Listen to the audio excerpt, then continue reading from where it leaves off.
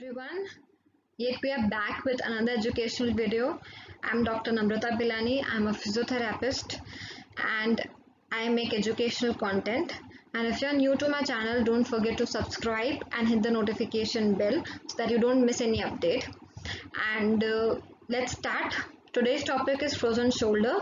आई बेट आप लोगों में से काफ़ी लोगों ने ये सुना होगा फ्रोजन शोल्डर, स्टिफ शोल्डर या मेरे शोल्डर में पेन है. So what is frozen shoulder? Let's see. Frozen shoulder जो होता है या फिर उसका दूसरा नाम होता है एडहेसिव कैप्सुलाइटिस, वो होता है एक पेनफुल कंडीशन जिसमें पेशेंट खुद भी हाथ ऊपर नहीं लेके जा सकते और अगर मैं भी ट्राई करूंगी तो मैं भी हाथ ऊपर नहीं लेके जा पाऊंगी क्योंकि रेंजेस में रिस्ट्रिक्शन होगा. ठीक है, और वो मल्टीपल डायरेक्शंस में होगा, एक ही डायरेक्शन नहीं मल्टीपल डायरेक्शंस में होगा. और शोल्डर अगर रेस्ट पे है और अगर मैं टच कर रही हूँ तो वहाँ पे पेन नहीं होगा पेशेंट को, सिर्फ पेशेंट को मूवमेंट पे पेन होगा. और it is more common in type 2 diabetes mellitus. Diabetes mellitus के पेशेंट्स में बहुत कॉमन है फ्रोजन शोल्डर, वो भी टाइप 2 डायबिटीज़ मेलाइटस में, that is non insulin dependent diabetes mellitus.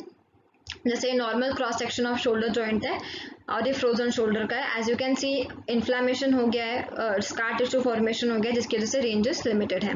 ठीक है, अब पैथोफिजियोलॉजी इसकी क्या होती है कि इसकी पैथोफिजियोलॉजी अंडरस्टूड नहीं है, बट इसमें ऐसा होता है कि इन्फ्लामेशन हो रहा है क्योंकि ये एडहेसिव कैप्सुलाइटिस है, इन्फ्लामेशन हो रहा है और स्कार टिश्यू फॉर्मेशन हो रहा है.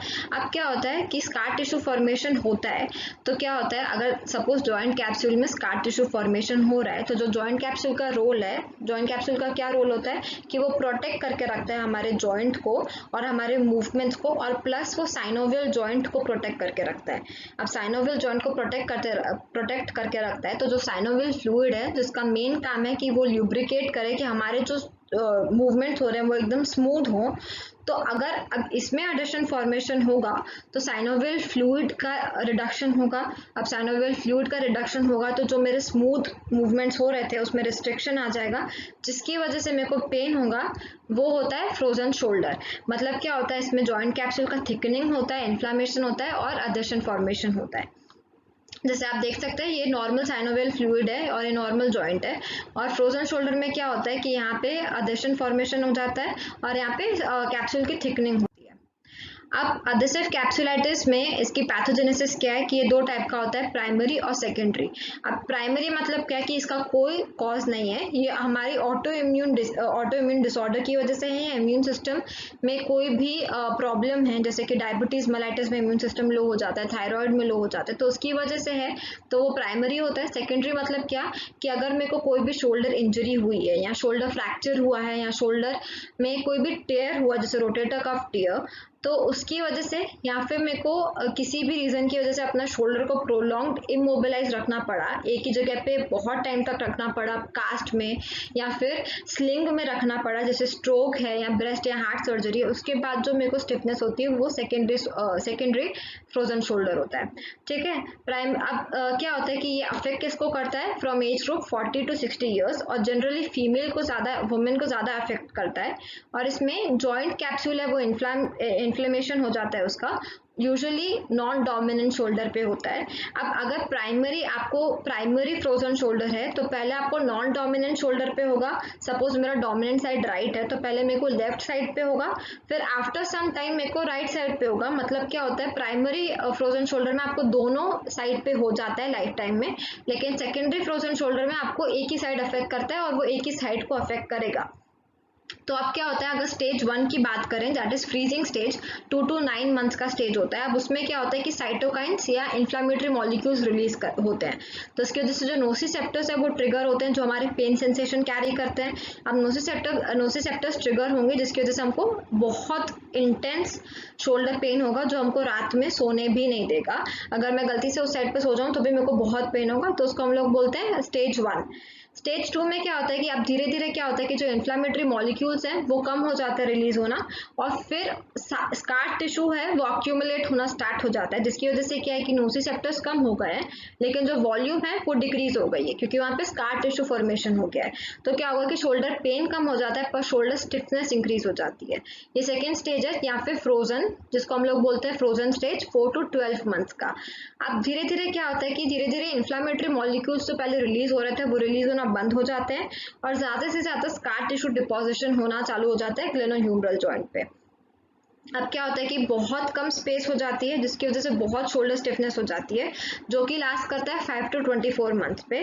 और फिर उसके बाद एक आध साल के बाद क्या होता है कि जो जॉइंट स्पेस और जॉइंट कैप्सूल मोबिलिटी वो दोनों रिस्टोर हो जाती है। As I said, frozen shoulder जो होता है वो सेल्फ लिमिटिंग डिसीज है, ठीक है, खुद लिमिट हो जाएगा। आफ्टर अ ईयर वो खुद रिस्टोर हो जाएगा और वो नॉर्मल हो जाएगा।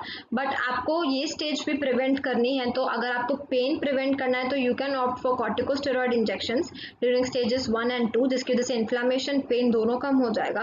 और फिजियोथेरेपी कर सकते हैं आप, जिसकी वजह से भी आपका पेन कम हो जाएगा। अब इसके साइंस एंड सिम्टम्स क्या होते हैं कि कॉमन इम्पेयरमेंट्स होगा कि नाइट पेन होगा पेशेंट को, मोशन पे मूवमेंट पे पेन होगा, ठीक है, जॉइंट आरओएम कम हो जाएगी, external internal rotation, abduction, flexion, ठीक है।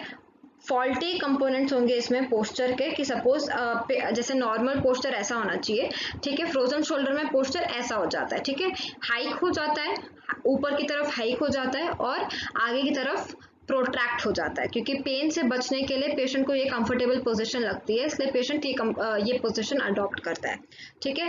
आर्म स्विंग डिक्रीज हो जाती है, जनरल मसल वीकनेस होती है, this is very important. Over use की वजह से जनरल मसल वीकनेस हो जाती है, जिसकी वजह से पेशेंट को गले के साइड पे, नेक के साइड पे और ट्रेपेजियस के साइड पे बहुत पेन होता है। और गार्डेड शोल्डर मोशंस होते हैं। फंक्शनल डिसेबिलिटीज़ क्या होती हैं कि वो अपने ओवरहेड रीच नहीं कर पाते, बैक ऑफ हेड रीच नहीं कर पाते, ठीक है। अगर कोई हुक होता है बैक पे रीच नहीं कर पाते, पॉकेट्स पे रीच नहीं कर पाते जो बैक साइड पे होती है जीन्स पे, ठीक है। कार विंडो के बाहर एटीएम में हाथ निकालना पड़ता है, अबडक्शन करना पड़ता है, तो वो नहीं कर पाते। सेल्फ ग्रूमिंग नहीं कर पाते, अपने हेयर कोम करना, टीथ ब्रश करना, फेस वॉश करना, क्योंकि उसमें भी आपको लिमिटेड शोल्डर मूवमेंट्स चाहिए। हेवी ऑब्जेक्ट्स उठा नहीं पाते हैं और रिपीटेटिव एक्टिविटीज को सस्टेन नहीं कर पाते। If a motion contains repetitive activities की आपको ये रिपीट करनी है तो वो फ्रोजन शोल्डर में थोड़ा डिफिकल्ट है। अब फिजियोथेरापेटिक असेसमेंट क्या होता है कि पहले आप हिस्ट्री लेते हैं, age 45 plus, insidious onset, functional restrictions होते हैं, loss of lateral rotation, abduction, medial rotation, जो कि आपको परसीव होगा वीकनेस जैसे। ऑब्जर्वेशन में इतना कुछ खास नहीं होता कि आपको नॉर्मल बोन और टिश्यू आउटलाइंस दिखेंगी। पैसिव मूवमेंट्स में लिमिटेड आरओएम होता है, specially lateral rotation, abduction, medial rotation में। रेजिस्टेड आइसोमेट्रिक मूवमेंट होगी, normal when arm by side. Special test, there are no special test. Sensory functions will not be hampered. Palpation पे तभी आपको tenderness मिलेगी जब अगर आपका कैप्सूल स्ट्रेच होगा या डिफॉर्म्ड होगा। डायग्नोस्टिक इमेजिंग में रेडियोग्राफी नेगेटिव रहेगी आपकी, और रेडियोग्राफी इनिशियली नेगेटिव रहेगी एक्सरे में, और आप बाकी सीटी स्कैन और एमआरआई के लिए ऑप्ट कर सकते हैं। और आपको फर्दर डिटेल्स चाहिए तो आप आर्थ्रोग्राफी करवा सकते हैं। बट मेजर इसका डायग्नोस्टिक टूल है वो है फिजिकल असेसमेंट। अगर फिजिकल असेसमेंट नहीं करेंगे तो कभी भी फ्रोजन शोल्डर नहीं पता चलेगा। अब डिफरेंशियल डायग्नोसिस होते हैं, कुछ चीज़ें होती है जो फ्रोजन शोल्डर जैसी ही होती है, शोल्डर पेन होता है उनमें भी, तो उनको कैसे डिफरेंशियल हम लोग डायग्नोस करें कि ये अलग है फ्रोजन शोल्डर से। पहला होता है रोटेटर कफ लेजन्स। आपका कोई भी रोटेटर कफ मसल है जो हमारे शोल्डर को मेन प्रोटेक्ट कर रहा है, that is rotator cuff muscle. तो रोटेटर कफ में 4 मसल्स होते हैं, subscapularis, teres minor, infraspinatus and supraspinatus. अब रोटेटर कफ में कोई भी लेजन होगा तो आपको पहले रोटेटर कफ में टेंडरनेस मिलेगी, और फिर आपको रेडियोग्राफी पे ह्यूमरस का अपवर्ड डिस्प्लेसमेंट दिखेगा, और एमआरआई पे आपको पता चल जाएगा कि रोटेटर कफ टियर है। और इसकी जो स्पेशल टेस्ट होती है वो होती है ड्रॉप आर्म टेस्ट और एम्प्टी कैन टेस्ट। फिर आता है ट्रॉमेटिक इंस्टेबिलिटी। अगर पेशेंट को शोल्डर इंस्टेबिलिटी है तो उनकी जो रेंज ऑफ मोशन होगी वो नॉर्मल होगी या एक्सेसिव होगी, बहुत ज़्यादा होगी या नॉर्मल होगी। और इंस्टेबिलिटी होगा तो पेशेंट जब मूवमेंट करेगा तो जनरल पॉपिंग आउट सेंसेशन होगा, क्योंकि वो इंस्टेबल है, मसल्स वीक है, तो वो उसको होल्ड नहीं कर पाएंगे। लोड एंड शिफ्ट टेस्ट होती है, रिलोकेशन टेस्ट होती है, एप्रीहेंशन टेस्ट होती है, सल्कस साइन एंड फीगन टेस्ट होती है। अगर सर्वाइकल स्पॉन्डिलाइटिस है तो डर्माटोम लेवल पे आपको रिफ्लेक्सेस चेक करने हैं, और इसमें severely cervical spine movements affected होंगी, ठीक है। और इसके लिए स्पर्लिंग टेस्ट कर सकते हैं, डिस्ट्रैक्शन टेस्ट कर सकते हैं। अब बोन ट्यूमर है तो उसमें आपको डिफाइंड बोन मास रेडियोलॉजी पे पता चल जाएगा। और अगर शोल्डर इम्पिंजमेंट है तो उसमें इरेगुलर पेन होगा, इसमें आप नियर टेस्ट कर सकते हो, हॉकिंस कैनेडी कर सकते हो, और पोस्टीरियर इम्पिंजमेंट टेस्ट कर सकते हो। अब इसके स्टेजेस कौन कौन से होते हैं, जैसे मैंने आपको कहा, फ्रीजिंग स्टेज, फ्रोजन स्टेज और थॉइंग स्टेज। जो 2 to 3 मंथ्स का होता है इसमें पेन सबसे ज़्यादा होता है, पेन डोमिनेंट होता है, इसमें ROM भी लिमिटेड होती है, प्लस एक्सरे में आपको पता चल जाएगा, और इसमें कॉर्टिकोस्टेरॉइड इंजेक्शंस होते हैं। इसकी basic management guideline. Frozen stage में क्या होता है कि पेन कम हो जाता है, नाइट पेन भी कम हो जाता है, लेकिन मोशन में आपको पेन हो रहा है, ठीक है। स्टिफनेस इसमें प्रीडोमिनेंट फीचर है, और इसमें अगर हो गया तो आप ROM पे ध्यान दे सकते हो, ये इसकी मैनेजमेंट गाइडलाइन है। फिर थॉइंग स्टेज में क्या होता है कि पेन नहीं होता, ठीक है, और ग्रेजुअली ROM रिटर्न कर रहा है, तो इसमें भी आप अपनी स्ट्रेंथनिंग पे फोकस करेंगे। अब इसका pain throughout the stages अगर हम देखें तो पेन की सिवियरिटी फ्रीजिंग में सबसे ज़्यादा होती है, फ्रोजन में थोड़ी कम होती है, और थॉइंग में बिल्कुल नहीं होती। और अगर हम मूवमेंट को देखें तो मूवमेंट फ्रीजिंग में ज़्यादा होती है, फ्रोजन में सबसे कम होती है, और थॉइंग में सबसे ज़्यादा होती है, पर ये पेनलेस होती है, और ये पेन के साथ होती है मूवमेंट। फिर अब हम बात करेंगे फिजियोथेरेपी रिहैब प्रोटोकॉल की। This is a general protocol, it varies from patient to patient. तो 0 to 2 वीक्स में हम स्लिंग देंगे, पोस्चर एजुकेशन या पोस्चरल एक्सरसाइज देंगे, बॉल और पुटी स्क्वीजिंग देंगे क्योंकि पेशेंट को ग्रिपिंग में थोड़ा वीकनेस आता है, आइसिंग देंगे to reduce inflammation for 50 to 20 minutes for first 5 to 7 days, continued passive motion देंगे 4 to 6 hours per day, this is continued passive motion for shoulder joint.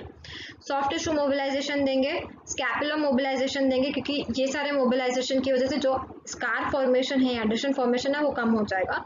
Passive and active assisted ROM देंगे, cardiovascular training program and core stabilization. उसके बाद 2 to 4 weeks में full passive range of motion, scapular and glenohumeral joint mobilization, rotator cuff strengthening चालू करनी है इसमें, ठीक है। बायलेटरल अपर एक्सट्रीमिटी एक्टिविटी करवानी क्योंकि पेशेंट अपना जो नॉन अफेक्टेड शोल्डर है उसी को यूज़ करेंगे अपने एक्टिविटी के लिए, तो उनको ये एडवाइस करना है कि दोनों शोल्डर्स को साथ में यूज़ करें। Continued cardiovascular core strengthening and icing continue कीजिए। फिर 4 to 8 वीक्स में प्रोग्रेसिव स्ट्रेंथ ट्रेनिंग देने का, development of independent home and gym programme. ये कुछ रोटेटर कफ स्ट्रेचेस हैं, आर्म ट्विस्ट है, रेस्ड आर्म ट्विस्ट है, हाफ बोज हैं, ये रोटेटर कफ मसल के स्ट्रेचेस हैं जो उनकी स्ट्रेंथनिंग के लिए भी काफ़ी काम है। फिर 8 to 10 वीक्स होते हैं progression into normal activity, patient discharge with long home maintenance programme. जैसे हम ऐसा बोलते हैं मोबिलाइजेशन एंड मैनिपुलेशन क्या रोल करता है फ्रोजन शोल्डर में प्ले, तो वो क्या होता है कि नॉर्मल स्कार टिश्यू फॉर्मेशन है, इफ़ यू अप्लाई मोबिलाइजेशन और मैनिपुलेशन तो इससे क्या होगा कि जो स्कार टिश्यू है वो स्ट्रेच होगा और उसमें टीयर आ जाएगा, जिसकी वजह से जो मेरा रिस्ट्रिक्टेड ROM है वो मेरा अब फ्री हो जाएगा। और ये कुछ स्ट्रेचेस हैं शोल्डर के, ये पेंडुलर एक्सरसाइजेस हैं जो मैं करके दिखाऊंगी, ठीक है। ये अबडक्शन स्ट्रेचेस हैं कि आपको पहले अपना हाथ सीधा करना है और अपने हेड को उस साइड आपको टिल्ट करना है, आपको अपने हेड को साइड टिल्ट करना है और अपनी बॉडी को अपोजिट साइड टिल्ट करना है, ठीक है। ये फ्लेक्शन स्ट्रेचेस हैं, इसमें आपको दोनों आर्म को आगे लेके जाना और अपनी बॉडी को पीछे की तरफ, हमेशा अपनी बॉडी को अपोजिट साइड पे लेके जाना है हर एक स्ट्रेच में, ठीक है। ये टावल स्ट्रेच है फॉर इंटरनल रोटेटर्स। ये एक्सटर्नल रोटेटर का डोर स्ट्रेच होता है, इसमें आपको एक डोर या हिंज को पकड़ना है और अपनी बॉडी को अपोजिट साइड पे टर्न करना है, ठीक है। ये आपका शोल्डर रिट्रैक्टर स्ट्रेच है क्योंकि आपके शोल्डर प्रोट्रैक्टेड और हाइक हो जाते हैं तो आपको शोल्डर रिट्रैक्टर एक्सरसाइज करने की। ये अगर आपके पास वॉन्ड है तो that is more than good. Wand exercises आप कीजिए, flexion, extension, external rotation, internal rotation.